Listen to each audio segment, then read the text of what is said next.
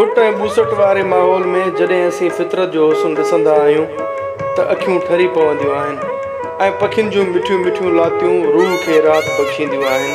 पर अफ़सोस इहो आहे जो माहौलियाती तब्दीलियुनि सबबि फितरती रंग फिका थींदा पिया वञनि। पर कंहिंखे बि को अहसासु नाहे इंसानी रवैयनि जानवरनि ऐं पखियुनि खे सख़्तु मुतासिर कयो आहे, जंहिं करे असीं फितरती ख़ूबसूरतियुनि खां महरूम थींदा पिया वञूं।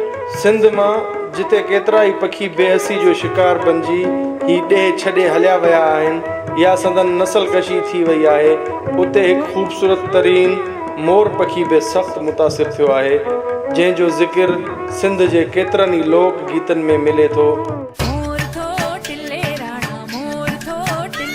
मोर थो टिले राणा जहिड़ा लोक गीत दुनिया में मक़बूल थिया आहिनि। ही रंग बरंगी पखी ख़ासि तौर ते रेगिस्तानी इलाइक़नि में थिए थो, पर कुझु माण्हू शौक़ ख़ातिर शहरनि में बि पाले रहिया आहिनि, पर संदन बहितर सार संभाल न हुजण करे अक्सर मरी वेंदा आहिनि। इहो बि ॾिठो वियो आहे त हिन पखी में मुख़्तलिफ़ मौसमनि दौरान बीमारियूं जनम वठनि थियूं ऐं लाॻापियल खाते जी लापरवाही सबबि सवें मोर मरी वेंदा आहिनि।